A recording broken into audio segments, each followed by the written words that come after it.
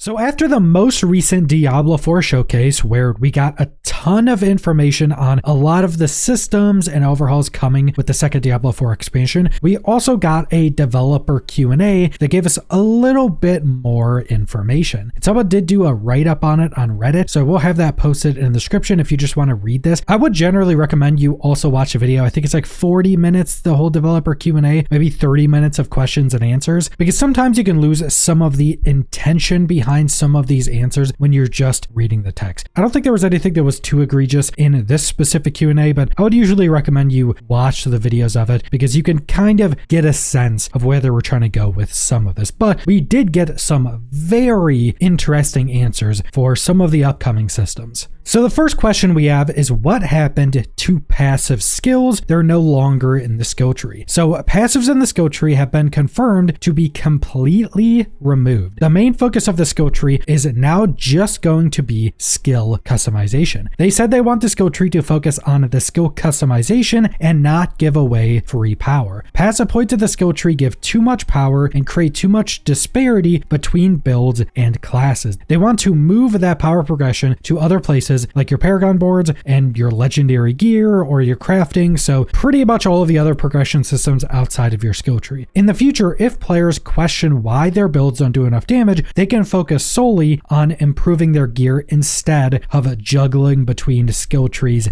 and items. So I think the big thing here is that all passives are removed out of skill trees, including capstones. So there are 0 passives left. Everything you are spending skill points on is now going to be the upgrades for skills and putting more points into those skills themselves. And they gave a few different reasons as to why this is the case. I think the biggest thing is they don't want to be giving so much free power from passives that also isn't well balanced between different builds or classes. Like if you've just played multiple different classes in the game or played a bunch of different builds or used it for passives, the power you get for passives is completely different between different builds and different classes. Some of the classes get massive power increases from passives. Some classes just don't get near as much. So there's such a big disparity in just these like free passive points that they want to just completely remove that will allow them to balance the game much more tightly while also essentially adding more interesting choices, because realistically, vast majority of the passives weren't interesting. They were usually some type of damage reduction or multiplicative damage increase, which when you had full builds, those multiplicative damage increases were all just essentially automated damage increases. There wasn't really anything specific you had to do for them to work. If I was playing a druid and I was using a build that had any poison, I would get a bunch of extra passive points that massively increased our poison damage, but I didn't have to do anything specific for it. I would just use like some other upgrade or some other power somewhere that poisoned everything, so now I got all the damage increase. So then removing it allows them to balance the game a bit more tightly and will just allow your leveling experience to be much better, because now a lot of your build, or at least baseline build, will just be through your skills. You won't need to get like a handful of different legendary powers for your build to actually be useful now. And then they were asked, will unique items stay as build-defining items?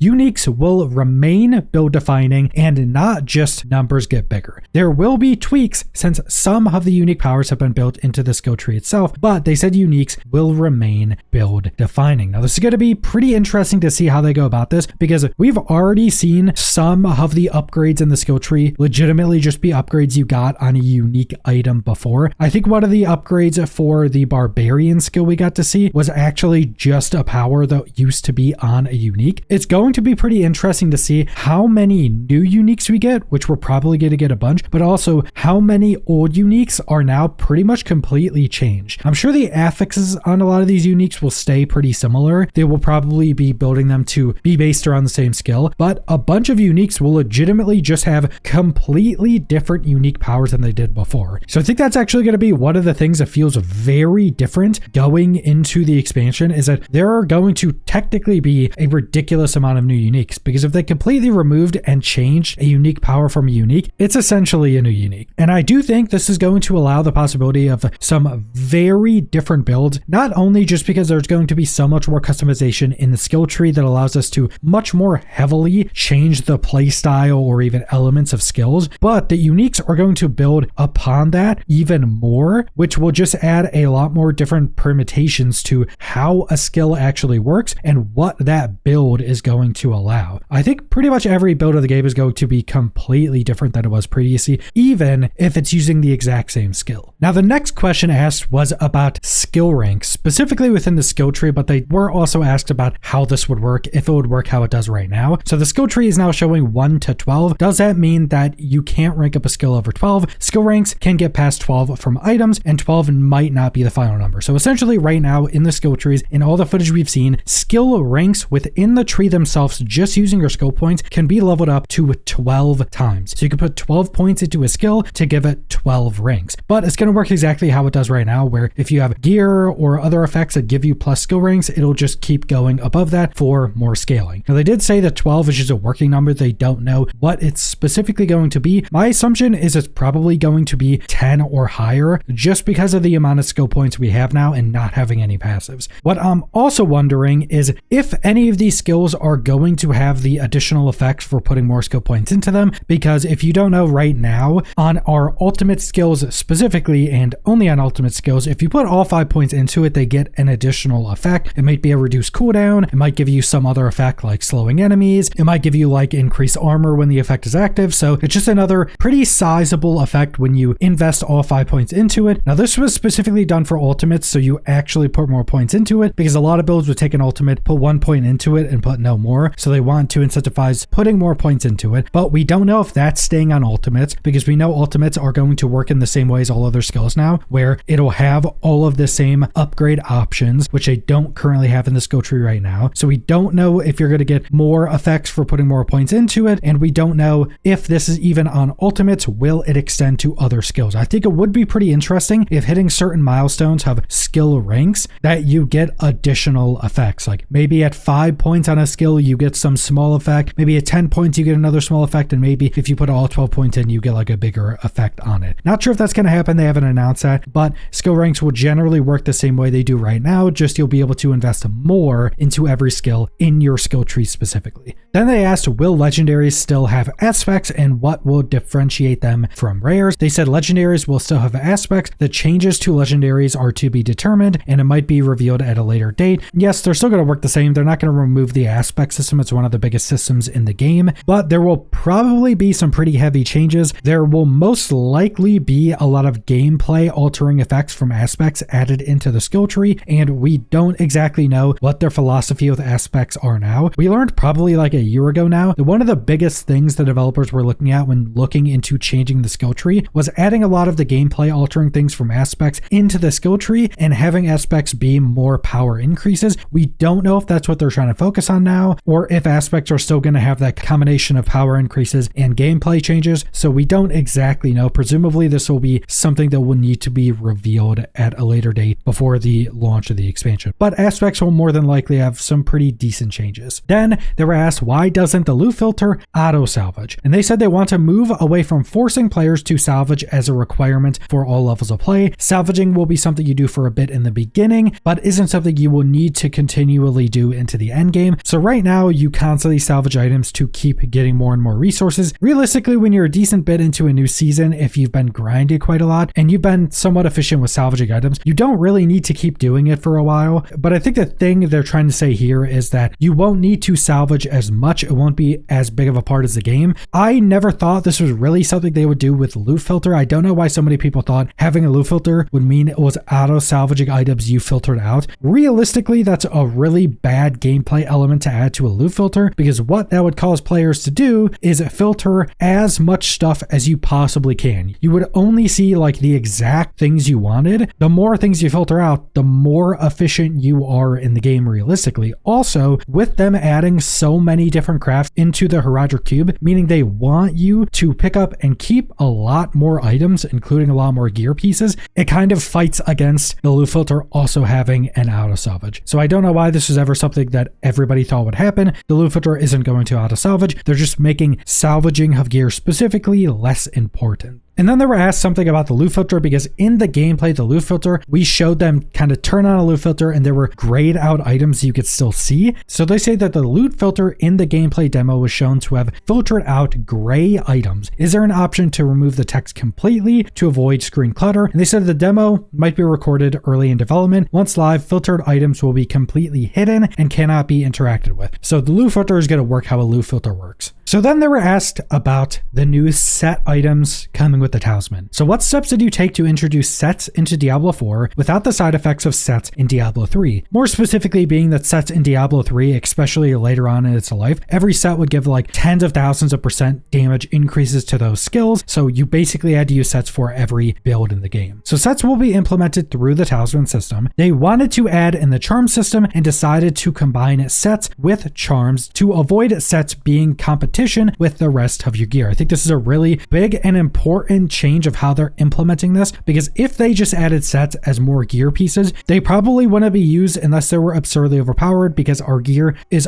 already too competitive, because having mythics, having normal uniques, and then having legendaries with their legendary aspects and also temperings, gear is way too competitive to add another rarity to it right now. So then they say they want set items to be something that amplifies a playstyle akin to the way key passives did before. Now, when they were actually talking about this, it wasn't necessarily supposed to be an exact replica of key passives. It was just supposed to be a bit more towards that. Not necessarily the same thing, but kind of along a similar line. They gave an example of a druid set that lets you have bear companions instead of wolf companions. There will also be a lot of combinations and customization, because having a set with 5 set pieces and a 5 set bonus might not be the best. But instead of having like a 5 set, you could have 2-2-2. So the 2 set bonus of 3 different sets, or you could have like a 3 set with some unique charms, because there are unique charms instead of sets. You could maybe have like a 5 set bonus and 1 unique charm. So you could have a bunch of different combinations, and these sets are kind of specifically supposed to be more gameplay changing instead of power increasing. They are power increasing obviously, but not like D3 sets where it would just be absurdly high damage increases and every build needed a set. And I do also like this because you will always have some of these charms equipped. If you look at some other ARPGs that have sets in them, like something like Last Epoch, 99% of their sets are kind of unusable because they're just not that great. So you have the opposite spectrum of D3 where you always had to use a set, to some other games that have sets like never using them. But this kind of takes away both those possibilities, because you're always going to have probably at least a 2 set. I doubt you're even going to be able to have like all 6 uniques equipped or something at the charm slots. So you'd probably always have at least 1 set bonus, and having it be more gameplay impacting than power impacting, I think is a much better way to go. This will add a lot more specifically build customization, having sets be actual gear pieces. And then they were asked about a system that we know is in development, which is solo self-found, and they were asked if it'd be ready for this expansion, and they said they are committed to develop solo self-found, but it won't be introduced at the launch of the expansion. Solo self-found is somewhat tied to the leaderboards and the tower, and these things are in beta phases, so solo self-found will have to wait. So presumably whenever the tower and leaderboards are in a finished state, which are currently not in, so that means balancing them a lot, probably changing gameplay elements and adding all the rewards. Once that's done, that'll probably also be the launch of solo self-found, which solo self-found is essentially you just can't trade and you can't really do things with other players, pretty much fully playing solo, which is a bit of a different challenge, especially since if you're trading in Diablo 4 right now, you can progress significantly faster than people who aren't usually. Now, the next thing they were asked was a weird question that didn't really make sense. They were asked if greater affixes are turning into a drop chase item for Ancestrals. I think what they were meaning by this is we saw the Ancestral rare ring during the Herodric Cube showcase, where it was a item level 900 ring. It was a rare item, but it was also an Ancestral, but it did not have a greater affix on it. I think what they were trying to ask here, are Ancestrals not going to always have greater affixes now, and instead are Ancestrals going to be like a chase item to then get a greater affix on them? So they didn't really understand the question, but they did say there's a lot of changes to itemization coming with this expansion. That's the main thing we got to learn from this, is that there's going to be a pretty massive change change in general itemization, especially with all the new things coming. Then they were asked, will the expansion have ways to introduce past seasonal mechanics like witch tides, chaos items, sanctification, etc.? And they said that some of the previous seasonal mechanics can and will be implemented into the base game through various ways. These mechanics, when implemented, will not be exactly 100% the same, but will be very familiar. For example, sanctification will come in the Herodic Cube as a recipe called Transfiguration, or in the Warplans skill tree, there will be an option to bring back Blood Seekers to ambush you in certain content in the game. So Blood Seekers were these enemies that would randomly ambush you in the Season of Blood, essentially the vampire season. They were kind of like the Butcher, except they were honestly much stronger, and you would get like 3 of them, and they were essentially like vampire versions of our playable classes. So those will be back. We already got to see footage where the chaotic rifts, or the chaos rifts from the Season of Chaos, will be back. We got to see them in Hell Tides with this most recent showcase. So it seems that a lot of things from previous seasons will be implemented in some way into this expansion.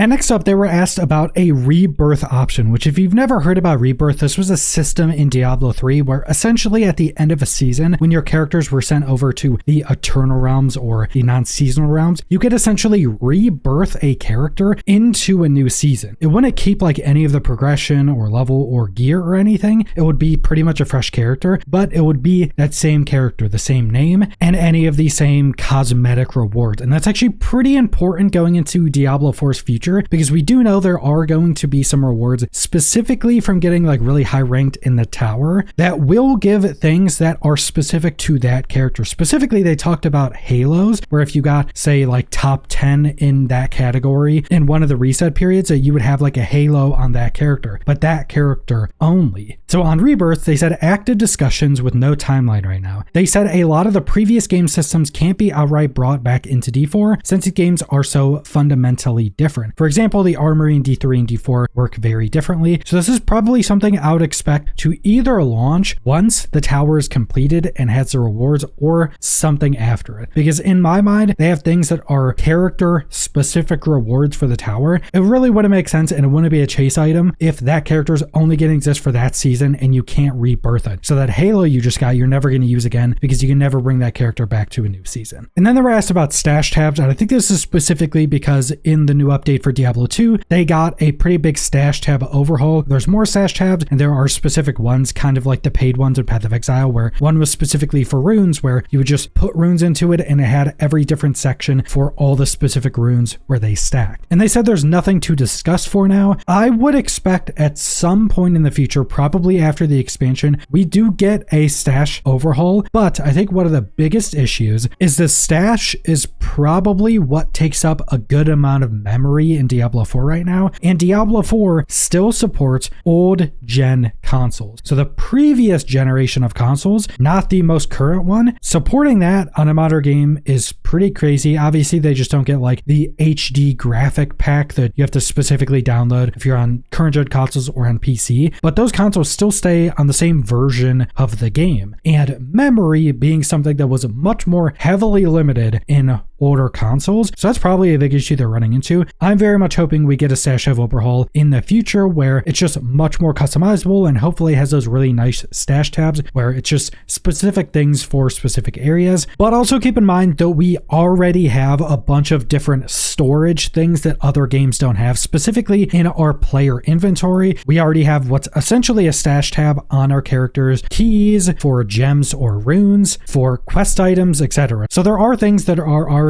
essentially separated stash tabs in our inventory, but I very much would like a pretty big overhaul that allows us to store a lot more stuff and much more easily store a lot more stuff in our stash tabs themselves. But then they also asked about very late game rewards, but they want to do more bragging rights stuff, which would usually be more cosmetic stuff like special mounts, cosmetics, armors, titles, things like that. And that's specifically for people who have kind of gotten like very, very much into the late game. They also did mention that they want to do even more of this specifically for things that are harder. And they mentioned like hardcore. Like hardcore is significantly harder, or generally is, than just normally playing the game. So they want to have more bragging rights stuff for that too. Then they were asked about how the Warplane will impact, but then they were also asked about how Warplane will impact the gameplay flow. And they said that they want the activity tree in Warplanes to not be too overwhelming to new players while still offering much more challenge and depth to veterans. And essentially how they were saying this is that you can just go into the game, get max level, and start playing endgame systems without even really partaking in the Warplane system or the endgame skill trees. But as you start to learn more about them, start to do more Warplanes, and start to get into the endgame skill trees, you can add a lot more depth and challenge through these systems. This is also a very important thing for Diablo 4 specifically. They want the game to still be very approachable, but they want to continue to add endgame stuff that adds a lot more depth. So you kind of get the early game, kind of get to the end game and the start of the end game, and it's still very approachable, but as you progress more and more, it gets much more in-depth and much more complex. And then they go on to say just more stuff that the Warplane system will do. It'll allow you to select the content you do a lot more of and want to do more of. You'll be able to change the loot, you'll be able to change the difficulties, you'll be able to add more things into these systems through the skill trees. So just essentially what the Warplanes will do to the end game.